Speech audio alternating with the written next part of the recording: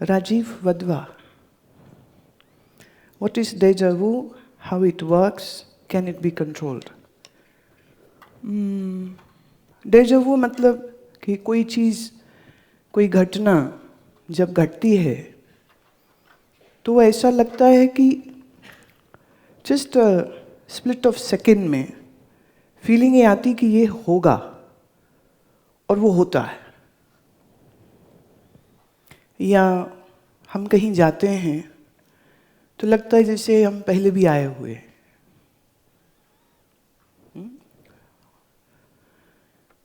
Neurologist का ये कहना है कि it is just delayed signal of neuron to the analyzing system of the brain. That bit of information which went to brain, it took a little time to analyze it. So वो जो delayed information decode हुई brain को, वो हमें ऐसी feeling देती है कि ये déjà vu. So it's little lacks of the brain, little, very little.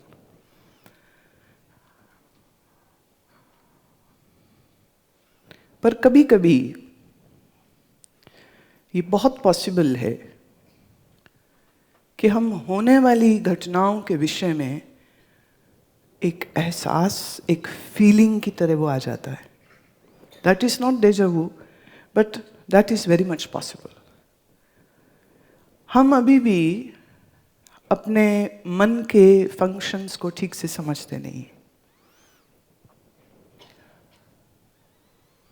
कल रात त्राटक की बात हुई थी। If you begin to work on yourself, doing त्राटक every day, see अभी क्या है, out of sheer curiosity तुम बहुत सी चीजें पूछते हो, हम बहुत सी चीजें बताते हैं, पर वो सब इंफॉर्मेशंस को आप यूज करेंगे, वेरी डाउटफुल। पढ़ाई, काम, घर, दोस्त, कुछ भी कारण हो सकता है। तो लोग जो चीज़ें यहाँ सीखते हैं ना, उसकी प्रैक्टिस नहीं कर पाते। लेकिन अगर कोई त्राटक का अभ्यास करता रहे every day, giving 20 minutes to 30, और नाड़ी शोधन प्राणायाम करता रहे, दोनों चीज़ें, एक वक्त ऐसा आ जाएगा कि stability of the mind will be so high that not only in your present moment you are so alert, so aware, so attentive. तो पहले तो अपने वर्तमान के साथ हमारा संबंध अच्छा होने लग जाता है। And after a period of time, it is very much possible, जिसे हम कहेंगे ना gut feeling, या जिसे हम अंग्रेजी में कहते हैं हंच, या जिसे हम कहते हैं कि एक हिंदी में बोले कि अचानक जैसे बिजली कौंध जाती है ना, एक फ्लैश की तरह से क्या होने वाला है वो तुम्हें स्पष्ट हो सकता है। आपने महाभारत और दूसरे शास्त्रों को जब सुना है या पढ़ा है या किसी टेली शो में देखा है, तो उसमें किसी ऐसे ऋषि के विषय में वो बात जरूर करते हैं जो कह देते हैं ये होगा, ये होगा। Now how do they know? That knowing comes from great mastery on their intuition. And how can you have a great levels of intuition? That is, again, when you stabilize your mind more, you make it quieter, you make it calmer, and then a time comes. Patanjali सूत्र के विभूतिपाद में ऐसा कहा ऋषि पतंजलि ने कि हमारे शरीर में ही कुछ ऐसे सेंटर्स हैं, अगर आप वहां फोकस करें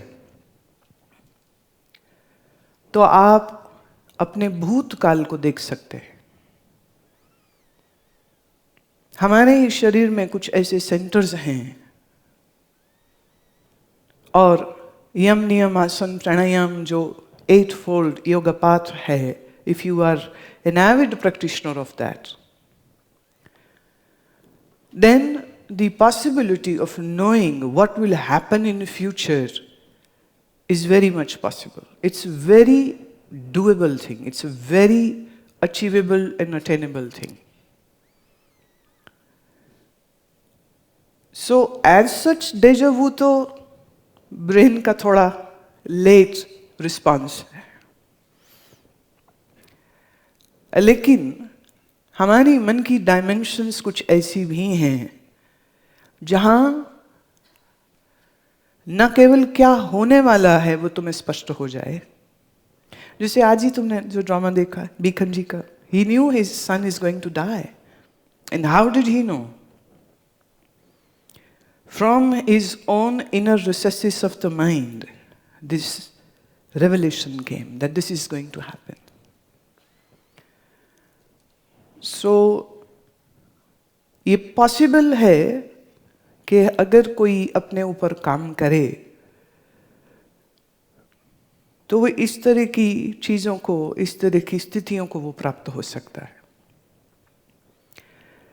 पर हम लोग क्या है, बहुत छोटी छोटी चीज़ों में फंसे रहते। कपड़े, फैशन, खाना, पीना, most of the times our all energies are just draining into that direction. And we are not working on ourselves actually. But if you work on your mind, then all the impossibilities will become possible. और योग मार्ग में, खास करके हठ योग में, ऐसी बहुत सारी प्रक्रियाएं हैं जिन प्रक्रियाओं को गुरु सामने से उसी को सिखाएगा जिसके अंदर वो योग्यता, वो वैराग्य और वो संकल्प शक्ति होती। शिविका Agarwal, mind is not an organ because it is just a set of beliefs accumulated through years and that alters our decision making. Is that true? Yes. हमने एक किताब लिखी है माइंड अनरेस्ट, हिंदी में बोले तो हो गया नंगा मन। मन के अंदर क्या है, मन के मैकेनिज्म्स क्या है, मन की स्ट्रक्चर क्या है, मन की फंक्शनिंग क्या है, उसमें बहुत डिटेल में मैंने समझाया। So if you go through that book it will be very very easy. How can I free my self from obsession with my mind which gives rise to anger and disappointment? Until you don't focus on your own true self, these obsessions, anger, disappointments are going to be there. कोई तरीका ही नहीं कि तुम उससे बाहर छोड़ सको। इनसे छूटने के लिए we need to, change the focus from the body, from the mind to the true self. और बहुत वेदांतिक फिलॉसफी में मैं तुम्हें ना भी लेके जाऊं तो Shivika, if you can train your self to observe your breathing most of the time in the day, then many things which you wish to change will become very easy to do. हम मन को खुश कर सकते हैं बहुत बहुत तरीकों से, पर मन का स्वभाव ऐसा है ये बहुत जल्दी बोर हो जाता है हर चीज से। इसीलिए something new, something new, something new. We are always hopping and looking for some new challenge, some new pleasure, some new food, but something new. Mind gets bored very easily. But you know what? Mind will never get bored of itself. So look deeper into your own mind. और जो कुछ यहाँ आपको हम सिखा रहे थे, अगर इन प्रोसीजर्स को आपने अपने ज़िंदगी का हिस्सा बना लिया तो बहुत जल्दी आप अपने मन से अच्छे से परिचित हो जाएंगी और फिर ये अकल, ये तमीज़ आ जाएगी कि क्या मुझे ये करना है या ये मुझे नहीं करना है। See, anger is not bad thing. Anger is bad is like saying knife is bad. Is knife bad? वैसे एक आदमी ने कहा, जौनपुर का था वो, कहता हम तो ससुरी अंग्रेजी कभी ना पढ़ेंगे। बोले क्यों? कह रहा सारी जिंदगी हम कनाइफ कनाइफ करते रहे, और एक दिन एक बंदे ने बोला ये कनाइफ नहीं होता, नाइफ होता है। जहाँ के नहीं है और के लिखते भी हैं पर बोलना नहीं है, तो ऐसी भाषा पर हम भरोसा नहीं करते ना। हमारी हिंदी अच्छी, जो लिखते हैं वो बोलते हैं। तो चाकू बुरा होता है, पर चाकू बच्चे के हाथ में दे दे तो, पागल के हाथ में आ जाए तो, है ना? चाकू बुरा नहीं होता, वो किसके हाथ में है। ऐसे ही क्रोध बुरा नहीं होता है, पर ये किसके हाथ में है। कृष्ण जी ने इसका बड़ा अच्छा एग्जाम्पल मैं दे सकती हूँ। उन्होंने प्रॉमिस किया था भीष्म पितामह को कि मैं युद्ध नहीं करूंगा, कोई हथियार नहीं उठाऊंगा, शपथ। भीष्म सोचते हैं अगर तुम शपथ लेते हो तो तुम्हारी इस शपथ को मैं भी तोड़ के रहूंगा। तो एक मौका ऐसा आया कि उन्होंने बड़े जोर से अर्जुन पर वार करने शुरू कर दी, और ऐसे भयंकर वार कर रहे थे जो उन्हें नहीं करने चाहिए थे टेक्निकली। तो कृष्ण जी को आ गया गुस्सा। गुस्सा आया तो और कुछ नहीं, तो रथ का पहिया उठा करके भीष्म को मारने के लिए भागे। और जब वो ठीक भीष्म के सामने आए तो भीष्म ने दोनों हाथ जोड़े और प्रणाम किया। और जब प्रणाम किया तो उन्होंने चक्का जो उठाया था वो छोड़ दिया। तो भीष्म कहते प्रभु बस इतना ही काम करना था, अब जाओ जाके सारथी का काम करो, इससे ज्यादा मेरी कोई तमन्ना नहीं। I just wanted to break, would you break your vow to protect your bhakt, और you would just make sure that your vow is not broken. तो कृष्ण शपथ खाते हैं और खुद ही उस शपथ को तोड़ भी देते हैं, और कृष्ण गुस्सा भी करते हैं, हाँ, लेकिन उनका गुस्सा ऐसे ही है जैसे सर्जन के हाथ में नाइफ हो। सर्जन की नाइफ को हम नाइफ नहीं बोलते, इट्स कॉल्ड स्कैलपेल। वो पेट काट दे, स्टर्नम काट दे, पर हम पैसे देते हैं उसको, काट दे। हाँ?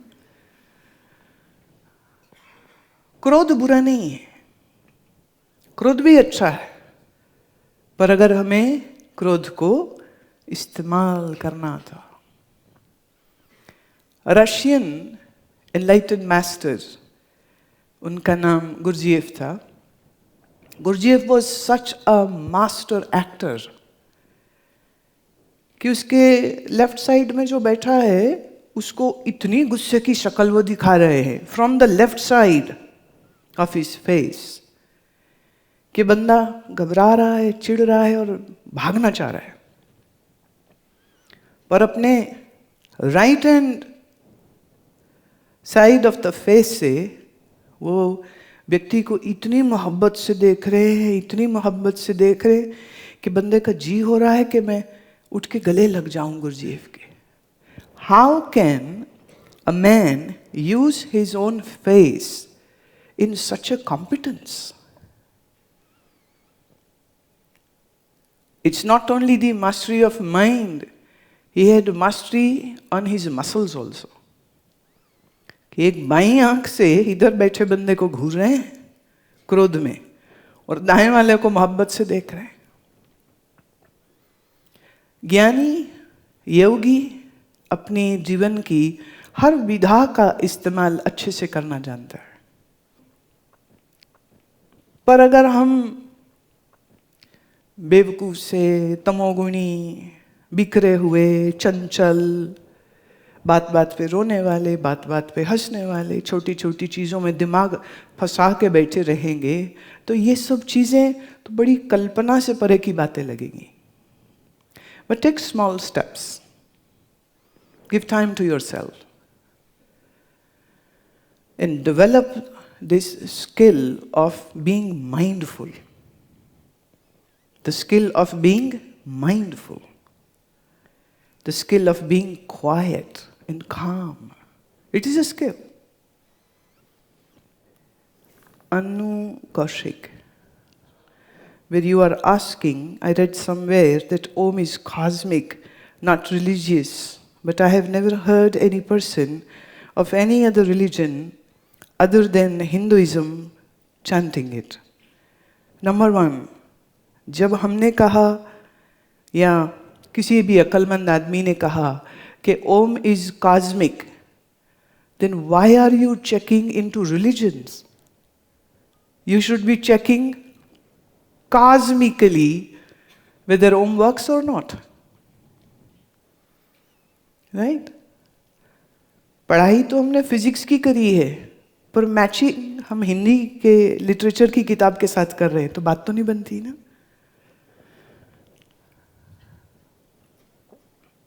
If you just make a point, then that point should be valid enough, right? When we say cosmic, what does it mean? Do you understand what it means, cosmic? What? No, what does the word cosmos mean?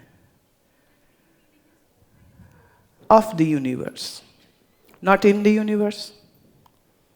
Not by the universe.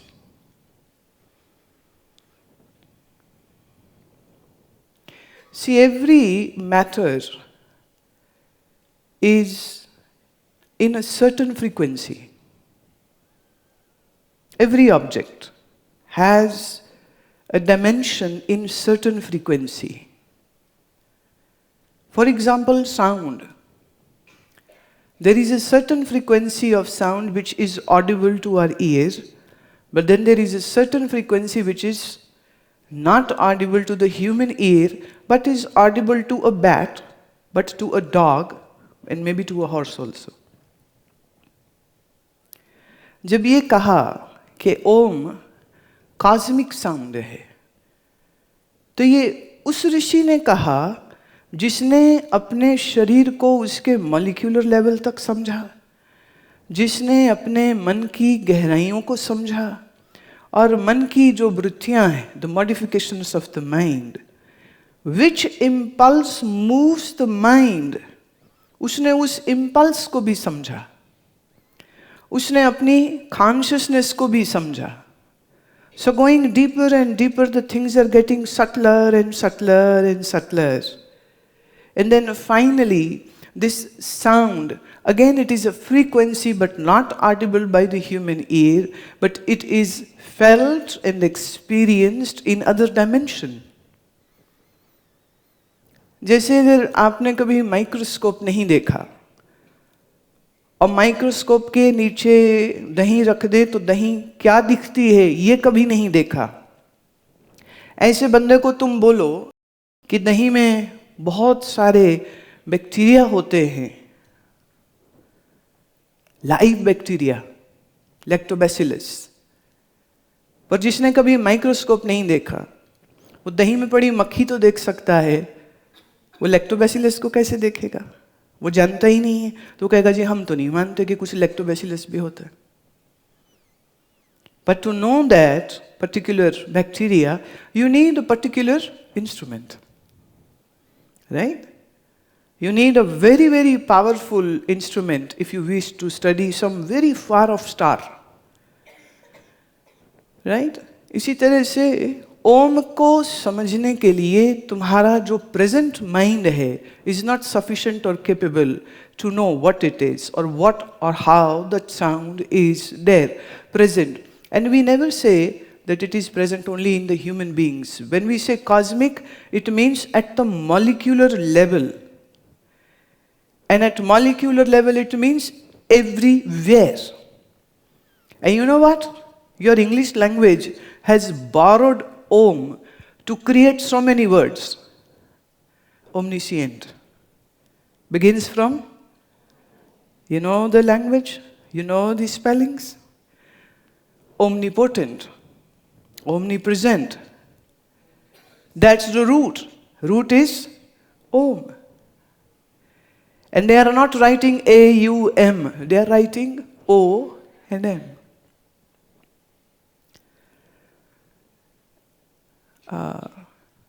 I was just reading this story of Edison. One time, a young boy was traveling in a train. America की बात है. तो वो जान लड़का बैठा, उसके सामने एक एजेड बंदा बैठा था, कुछ पढ़ रहा था. उसने कहा, क्या पढ़ रहे हैं? उस आदमी ने कहा, मैं बाइबल पढ़ रहा हूँ. उसने कहा, बाइबल पढ़ रहे हैं? इस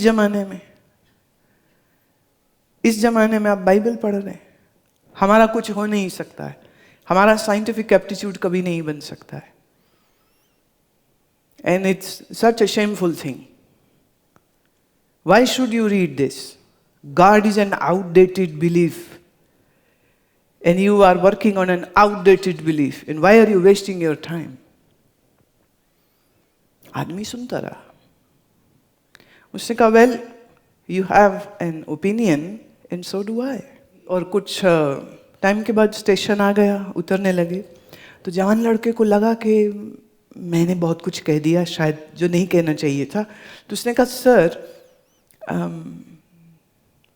who are you? Can I have your card? Who are you? I'm seeing you first time on this route. बंदे ने अपना कार्ड निकाला और वो कार्ड था एडिसन का. Who is Edison? A scientist. And the young man was shocked. He is talking about science in such a glory and putting him down all the way.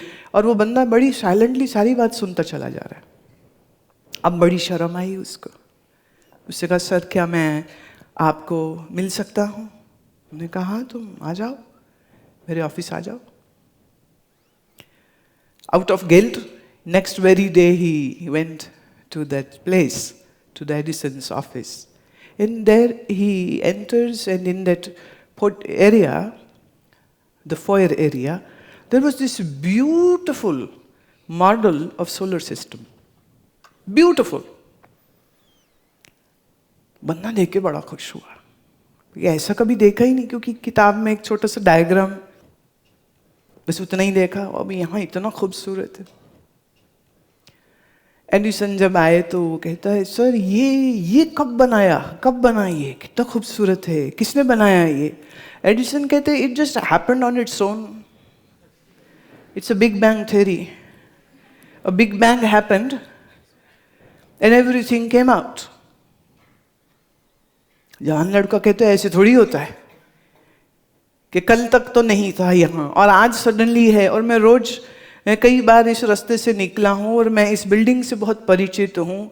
मेरे लिए तो ये मेरा मक्का मदीना है, क्योंकि ये साइंस का काम करने वाली बिल्डिंग है. ये पहले नहीं था, आज है. तो आप प्लीज़ ठीक से मुझे बताइए. Edison with his poker face, he said, it just happened last night. He said, it's not possible. Edison said, that is what I intend to say. What you are seeing, there is some force which is creating it. So what is that force because of which everything is happening? This creativity is happening. हमारे ऋषियों ने उसी को ओम कहा. उसी को उन्होंने ओम कहा. जैन शास्त्र प्राचीन है और जैन शास्त्रों में भी अणु, एटम, परमाणु का जिक्र है. You know, it is right there. But again, every religion is definitely a set belief of a one individual which later on got codified, and then they have a book and everybody follows that book. Whatever that book says, the holy book, they try to do that. But you know, the beauty of this country is, हजारों साल पहले से इस देश में हमें ये इजाज़त और ये फ्रीडम दी कि हम सवाल करें, हम पूछें, हम खोजें, हम जानें. हमने यहाँ पर बिलीफ सिस्टम नहीं बनाए. हमने यहाँ पर खोजी बनाए. So I can say this, that Hinduism is not set of some beliefs. It is set of some seekers who kept on seeking the truth and the fundamental principles of this world, of consciousness, of who we are, and even questioned what or who God is. बाकी धर्म आपको यही इजाजत नहीं देने वाले, वो नहीं देंगे ये इजाजत. लेकिन हिंदुस्तान में विचार की आजादी इसको कहते हैं कि इसी देश में भोगवाद पर एक पूरा ग्रंथ बना जिसे हम कहते हैं चारवाक सिद्धांत, वो भी चला. और इसी देश में ऋषियों ने खोज की, किसकी? सत्य की. कहाँ? अपने में. कैसे? By going inwards. जैसे अगर हम बाहर ट्रेवल करें तो we can go to places, we can see the places, we can see oceans and everything. But then there is another journey which goes inward. And how much in can you go? The distance is infinitum. And those who went into this journey found this. It's not exactly Om like Om, but it is pretty similar to Om. That's the difference. But nearest, closest, if you go. अच्छा एक बात बताओ, आप कभी किसी ऐसी जगह गए हो जहाँ बिल्कुल चुप था, तो वहाँ सन्नाटे की भी एक आवाज होती. Have you ever heard that? Have you ever heard the sound of your own breathing?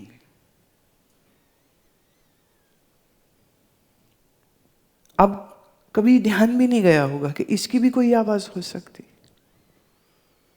हमारे ऋषियों ने इस पर भी बड़ी खोज करी और उन्होंने कहा every in-going breath and every out-going breath is creating a sound, and that sound is pretty similar to so.